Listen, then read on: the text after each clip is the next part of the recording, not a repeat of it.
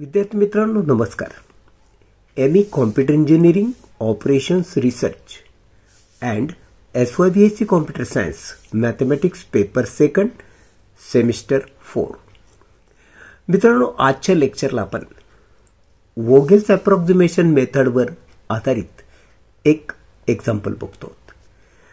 अर्थात हे example ME computer इंजिनिअरिंगच्या ऑक्टोबर 2023च्या क्वेश्चन पेपरमधील क्वेश्चन नंबर 5 आहे.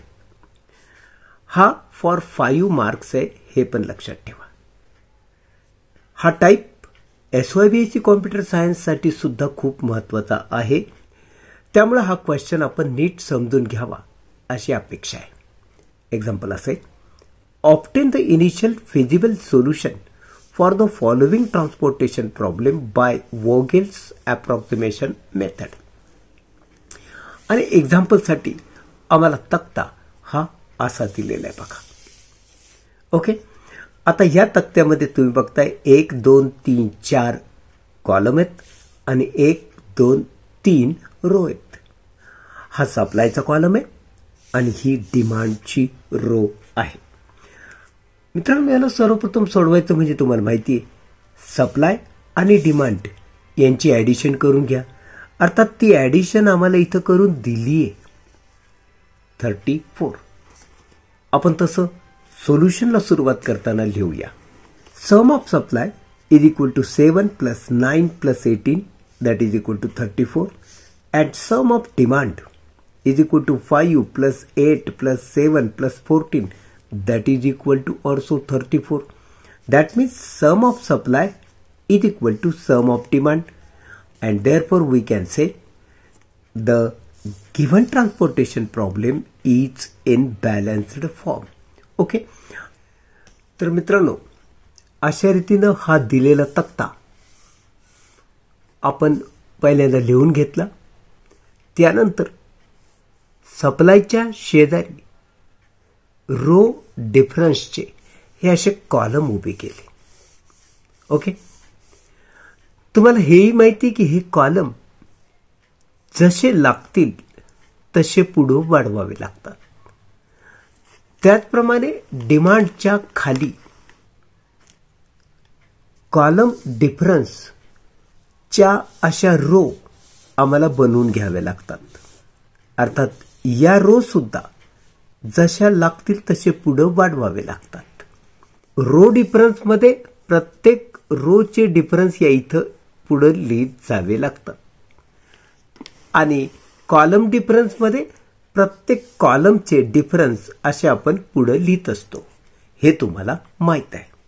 सर्वप्रथम आपण काय करणार, ही जी पहिली रो आहे ह्यामध्ये सगळ्यात लहान संख्या कोण आहे आपण बघणार. त्यानंतर त्याच्यापेक्षा थोडीशी मोठी म्हणजे पुढची संख्या कोण आहे बघणार आणि या दोघांमधला फरक या पहिल्या कॉलममध्ये लिहिणार, रो डिफरन्सच्या पहिल्या कॉलममध्ये. ओके, असं प्रत्येक रोच्या बाबतीत करायचं. आता ही पहिली रो, सगळ्यात लहान संख्या आहे 10, त्यानंतर थोडी मोठी संख्या आहे 19, दोघातला फरक येणार 9चा म्हणून या इथं मी लिहिणार 9.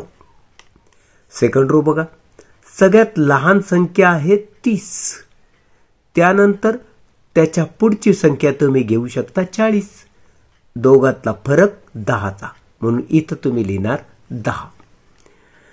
तिसरी रो बघा, सगळ्यात लहान संख्या आहे 8, त्यानंतर थोडी मोठी संख्या आहे 20, या दोघातला फरक येणार 12चा म्हणून इथं तुम्ही लिहिणार 12.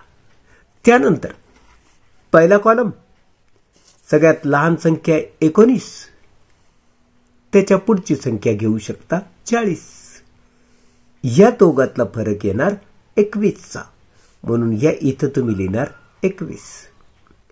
दुसऱ्या कॉलम मध्ये सगळ्यात लहान 8, त्याच्या पुढची संख्या 30, या दोघातला फरक 22चा म्हणून या इथं तुम्ही लिहिणार 22. तिसरा कॉलम बघा, सगळ्यात लहान संख्या 40, त्याच्या पुढची 50, दोघातला फरक 10चा, इथं तुम्ही लिहिणार 10. चौथा कॉलम बघा, सगळ्यात लहान संख्या आहे 10, त्यानंतर अर्थात 20, दोघातला फरक 10चा. मग हे जे फरक मी काढले रो आणि कॉलममध्ये ते लिहून टाकतो. तर मित्रांनो, हे अशा पद्धतीने मी त्या रो मधले आणि त्या कॉलम मधले फरक लिहून टाकले. या दोघात 22 हा सगळ्यात मोठा फरक आहे, म्हणून हा कॉलम मी निवडणार जिथं सगळ्यात जास्त डिफरन्स आहे तो. मग आता ह्या कॉलम मध्ये तुम्हाला सगळ्यात लहान संख्या कोण वाटते ती बघायची. मला सगळ्यात लहान संख्या वाटते 8, म्हणजे मी हा रकाना निवडणार. ओके. आता या रकान्यातून मी सप्लाय बघणार 18चा, डिमांड बघणार 8चा, म्हणजे साहजिक आहे मी इथं लिहिणार 8. ही लहान संख्या इथं लिहून टाकणार. मग 8 मधून 8 गेले इथं 0 लिहिणार. 18 मधून 8 गेले इथं 10 लिहून टाकणार. दुसरी गोष्ट काय करायची, जर डिमांड 0 झाला तर या कॉलम मध्ये उर्वरित जे रकाने तिथं फुली मारा. ओके. अशा रीतीनं इथं 8 लिहिला, इथं बाकी 0 लिहिली, इथं बाकी 10 लिहिली, उर्वरित ठिकाणी फुली मारली. ओके. हीच प्रोसिजर पुढे कंटिन्यू. पहिली रो सगळ्यात लहान 10, त्याच्यापेक्षा थोडी मोठी 19, फरक 9चा. आता सेकंड रोचा जर तुम्ही विचार कराल तर सेकंड रो मध्ये सगळ्यात लहान आता 30 नाहीये, सगळ्यात लहान आहे आता 40 आणि त्याच्या पुढची संख्या आहे 60, दोघातला फरक 20. इथं सगळ्यात लहान 8 नाही राहिली, सगळ्यात लहान आहे 20 आणि त्यानंतर पुढची संख्या राहणार 40, दोघातला फरक 20. ठीक आहे. आता कॉलमचा विचार करूया. इथं सगळ्यात लहान 19, त्यानंतर 40, फरक 21चा. इथं मात्र आता डिमांड 0 झालाय म्हणजे डॅश येणार. या इथं सगळ्यात लहान 40, त्यानंतर 50, फरक 10चाच. या इथं सगळ्यात लहान 10, त्यानंतर 20, फरक 10चाच. मग हे फरक मी लिहून टाकतो. तर मित्रांनो, अशा रीतीनं मी हे सेकंड कॉलम मध्ये फरक लिहून टाकले. इथं फरक 21चा, इथं मात्र डॅश कारण डिमांड 0 आहे. इथं फरक 10चा, इथं पण फरक 10चाच. आता सगळ्यात मोठा फरक हा 21चा वाटतोय. मग 21चा कॉलम जर आपण निवडला तर या 21च्या कॉलम मध्ये सगळ्यात लहान संख्या 19. मग या 19च्या रकान्यातून तुम्ही पाहिलं तर सप्लाय आहे 7चा आणि डिमांड आहे 5ची. 5 आणि 7 मध्ये तुम्हाला सगळ्यात लहान संख्या 5 वाटते, म्हणजे साहजिक आहे इथं तुम्ही 5 लिहिणार. 5 मधून 5 गेले इथं 0 लिहिणार. 7 मधून 5 गेले इथं 2 लिहिणार. ओके. मग डिमांड जर 0 झाला तर उर्वरित रकान्यामध्ये तुम्ही फुली मारणार. तर हे बघा, अशा रीतीनं इथं मी 5 लिहून टाकला, खाली बाकी 0 लिहून टाकली. इथं सप्लाय मधली बाकी 2 लिहून टाकली. 7 मधून 5 गेले 2. या कॉलम मध्ये उर्वरित जेवढे रकाने होते 1, 2 या ठिकाणी फुली मारून टाकली. हीच प्रक्रिया आता तिसऱ्या डिफरन्सच्या कॉलम मध्ये करूया. बघा, आता सगळ्यात लहान संख्या आहे 10 आणि त्यानंतर आहे 50, दोघातला फरक येणार 40चा. सगळ्यात लहान 40, त्यानंतर 60, फरक 20चाच येणार. सगळ्यात लहान 20, त्यानंतर 70, फरक येणार 50चा. कॉलमचा विचार करूया. पहिल्या कॉलमचा विचार करायचा नाही कारण डिमांड 0 झालेला आहे, डॅश येणार. दुसऱ्या कॉलम मध्ये तर ऑलरेडी डॅश आहेच आहे.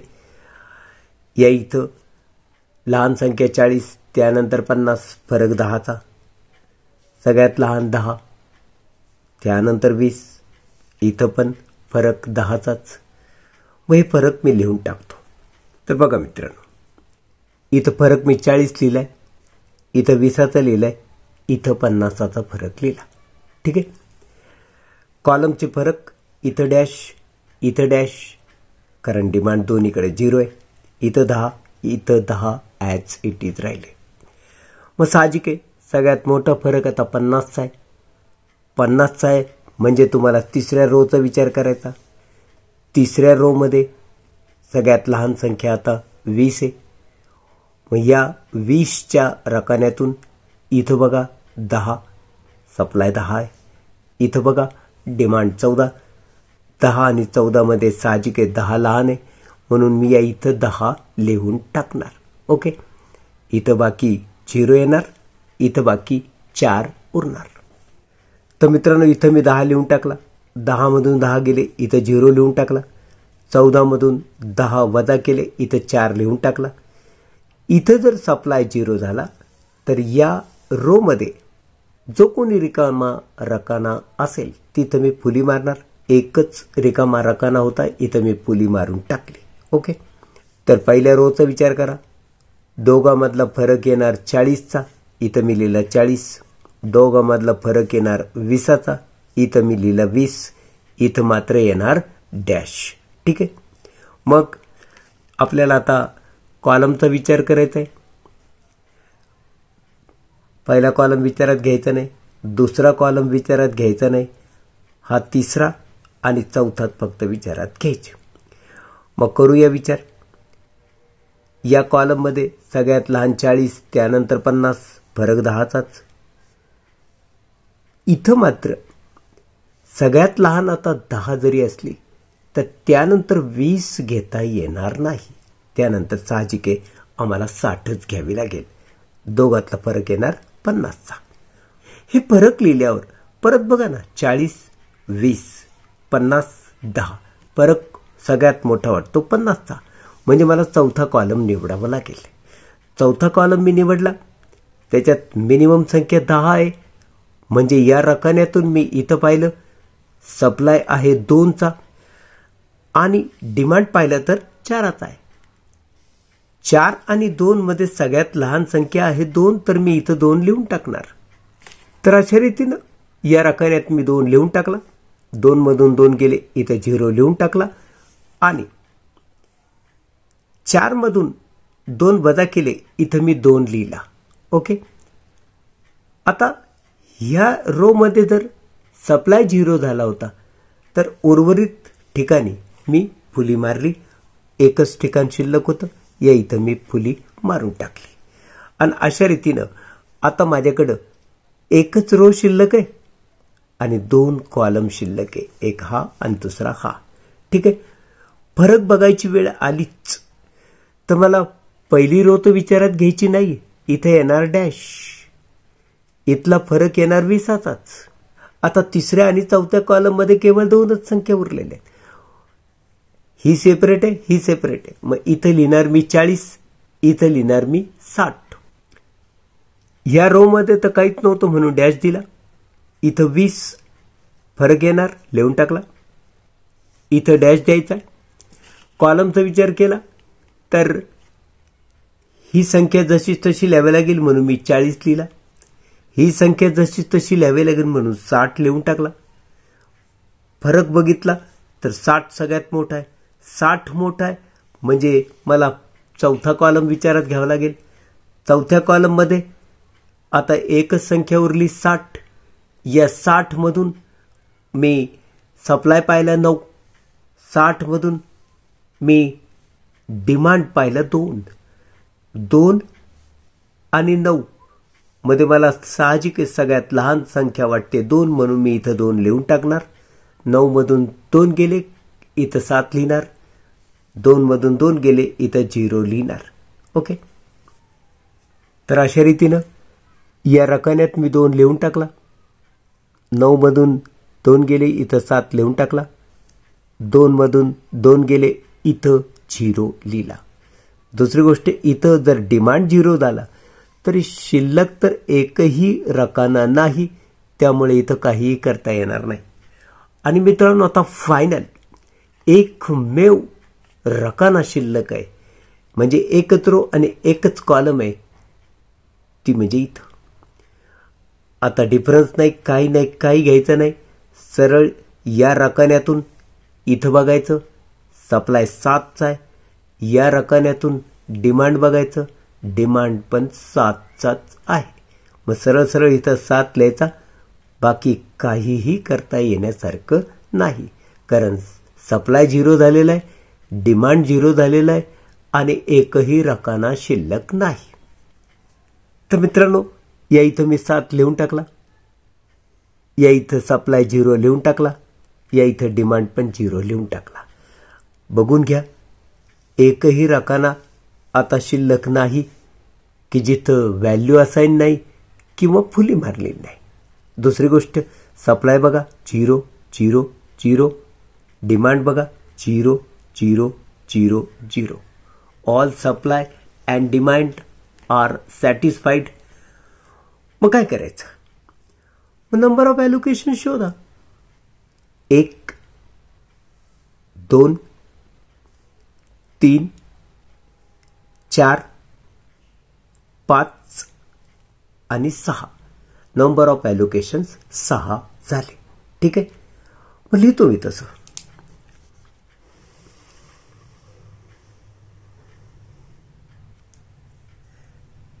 As all supply and demand have been satisfied. ठीक आहे, मग here number of allocations 6. Number of row किती आहेत? 3. नंबर ऑफ कॉलम किती आहेत? 4. मग नॉन डिजेनरसी कंडिशन तुम्हाला माहिती आहे ना, m+n-1 equal to number of allocations. m किती? 3. n किती? 4 वजा 1.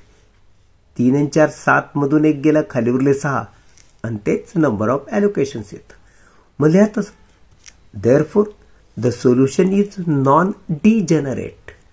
मग therefore initial feasible solution is. मग आता इनिशियल फिजिबल सोल्युशन लिहून टाका. तर मित्रांनो, हे बघा, आपण फर्स्ट कॉलम मध्ये 5 असाइन केला. याचा अर्थ x11 इज इक्वल टू 5.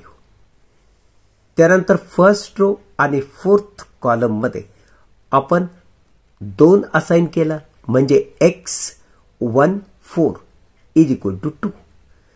त्यानंतर आपण x23 second row third column मध्ये 7 असाइन केला, म्हणजे x23 इज इक्वल टू झाला 7.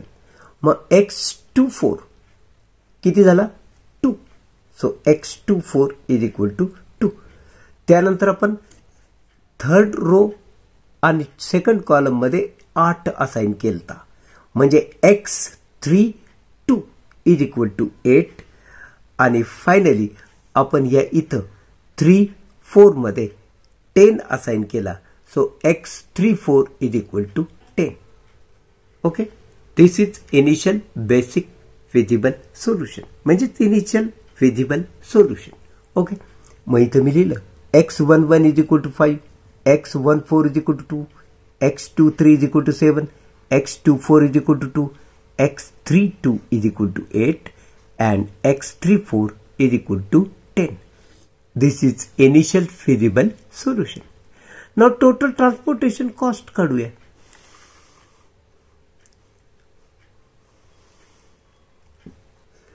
$19 into 5 plus 10 into 2 plus 40 into 7 plus 60 into 2 plus 8 into 8 plus 20 into 10.